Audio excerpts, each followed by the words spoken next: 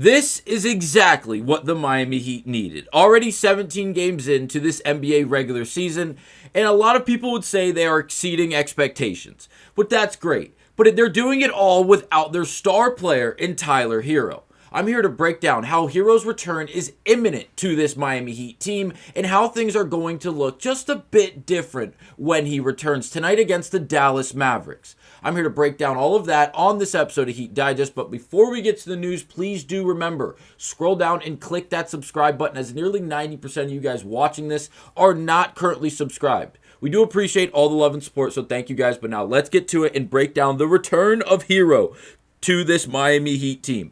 And it's been long overdue. We all know that he went through an ankle surgery about 8.5, 9 weeks ago, and he gave us the return date, expected return date against the New York Knicks. That would have been the 17th or the 19th against the Warriors. It was right around that date. Obviously, it's now, the 24th, and they play the Dallas Mavericks tonight at home. It's going to be a great game for the Miami Heat because, they're going to have their guy back. They're going to have Tyler Herro back, and things are going to be interesting to see how things all work out. Why? Because the offense of the Miami Heat has changed entirely. The last 2, 3, 5, 10 seasons, it feels like, the Miami Heat getting down into half-court sets is like the only option they know. It's the only thing available to them. Getting out and running in transition wasn't even an option. This year, it is entirely different. They are getting out and running in transition more than any team in the NBA. Now, for someone in Tyler Herro who hasn't been able to play actual game speed, NBA speed, professional speed basketball in 8 weeks, almost 9 weeks, if not longer. Yes, he's gone through practices, but how many actual game reps does he have? 0, because it's his first game of the year. I don't know how much Tyler Herro is actually going to play, at least in the sense of the starting lineup. I'm not sure if he will start tonight, but he will definitely be playing tonight against the Dallas Mavericks at home in the Kaseya Center in Miami for this Heat team, and it's great to see. He went through that ankle surgery almost 9 weeks ago, and it felt like this could be a problem. When he does return, this is something that's been giving him a lot of issues over the last, 6 to 7 months. He was trying to do all he could not to have the surgery, and then at the last minute before the season started, he actually had the surgery, and now he's returning. He gave us, like I mentioned earlier, he gave us the date around the Knicks game, the 17th, 18th, right around then. Obviously, it was pushed back just a little bit longer, but he was able to practice, he was able to work out, and now he gets to go at the Dallas Mavericks.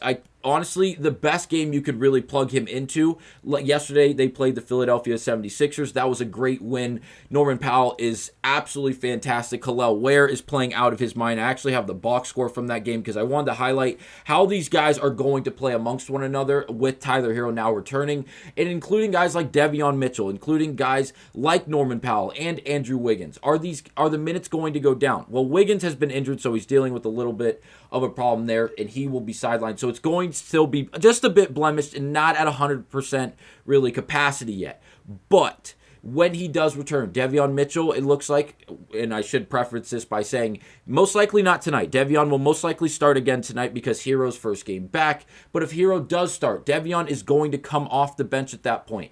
Davion Mitchell has been absolutely phenomenal for this Heat team. Look at his points last night, or look at his production last night. He put up 31 minutes, 8 points on 2 of 6 shooting, not the greatest shooting night, but then he had 8 rebounds and 12 assists with 1 steal. He is playing such an effective role at the point guard position for this Miami Heat team up to this point, and now he's not even going to be a starter anymore because Tyler Herro is going to take over that point guard / shooting guard position because of the overall just abilities that he maintains, not only in the sense of the scoring aspect, but his abilities in the facilitating area of things. How we rave about it all the time on this channel, how he has continuously gotten better and better as a pass-first guard. And it's been a joy to watch because this Heat team and this Heat offense had gotten better late last season because of Herro's progressions in his ability to pass the ball first and really just be a point guard, be almost a pass-first point guard.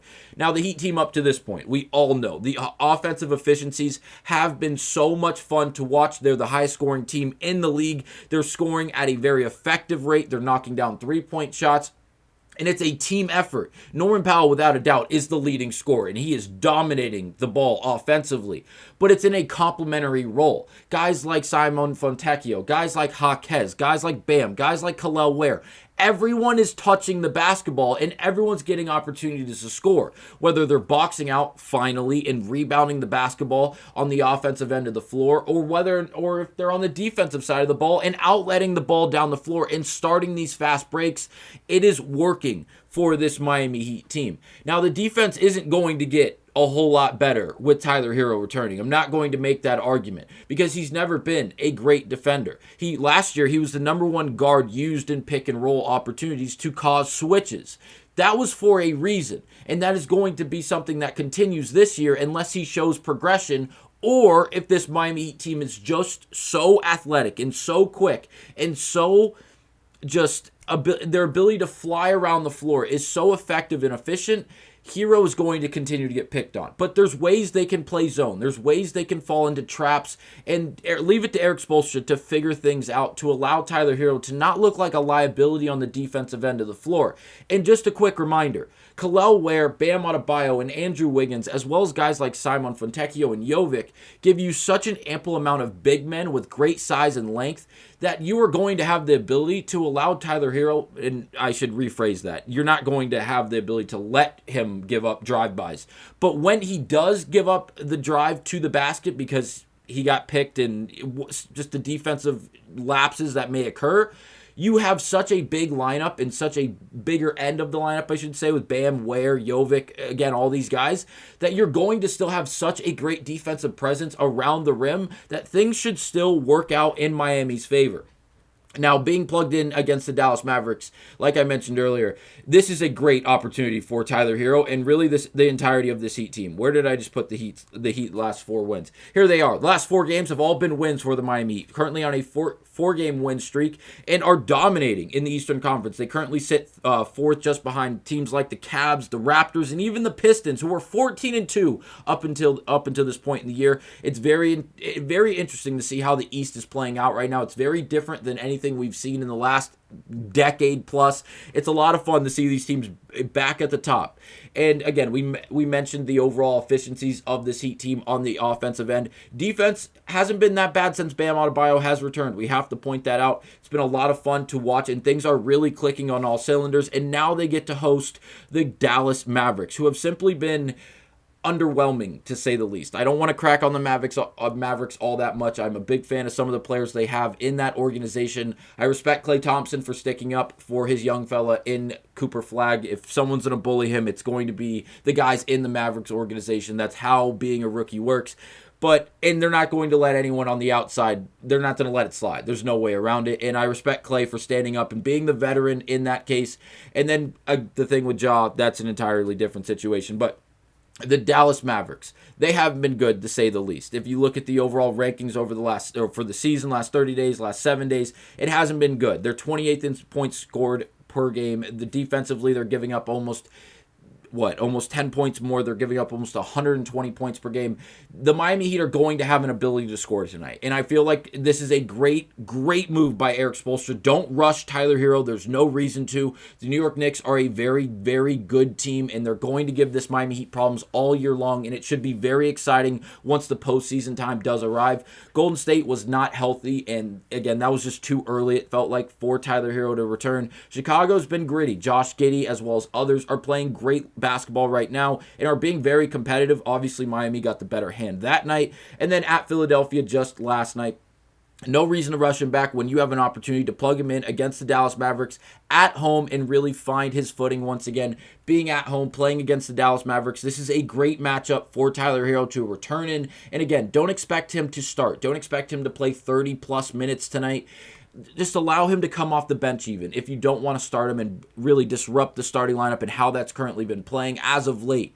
But if you want to plug him in that 6-man role, or even if you want to start him, look for him in short roles, not playing long tenured minutes. And if things really start working, we could see those minutes be elongated by Erik Spoelstra and the rest of the coaching staff. But by no means do I expect them to really force him to play tonight in the sense of, hey, you're going to play 40 minutes. We're going to break you in really fast, and you're going to be ready to go for the next game in the following days. I don't expect that to happen. He's going to be more of a complementary piece, trying to find his legs once again, playing in a real NBA game. And again, to elaborate on really what he's going to be joining into. He is going to fit the role of pushing the ball down the floor and finding shooters and finding angles and finding lanes that are just going to unlock the rest of this Heat team with the athleticism that they maintain when Wiggins returns, as well as when he's not there, as well as the shooting they have all across the board. You have to keep in mind, everyone can shoot on this team. Kel'el Ware and Bam Adebayo are both shooting threes, and they're doing it at a damn good percentage up to this point in the year. Maybe not as many later down the line if things fall off. Still remember that you're 7 feet tall and you can attack in the painted area better than anyone. But again, Norman Powell, Simon Fontecchio, Jaquez, Pelle Larsson, all of these guys can shoot threes. Devion Mitchell, with Tyler Herro and his ability to not only shoot the basketball, facilitate and drive it, he's going to unlock so much of this team. And also, he's a guard. He's very athletic. He played at the University of Kentucky, where they play extremely fast. And no, I haven't watched much of college basketball this year, especially from the University of Kentucky. But if you go back and watch those teams with Tyler Herro, they run college basketball in that area. They ran because that's college. You get long outlets. You run down the floor and you initiate that offense. Lob dunks, quick transition threes. You play a quick brand of basketball, and Tyler Herro is accustomed to doing so. Maybe it's been a while since he's played at this speed that the Miami Heat are playing at this point in the year, but this is going to be a whole lot of fun to watch, and expect Tyler Herro to be at least look decent tonight in his opening game of the NBA season. We'll bring you guys a recap of tonight's game, so be on the lookout for that and the rest of the content coming from Heat Digest. We do appreciate you guys watching, and I'll see you on the next one.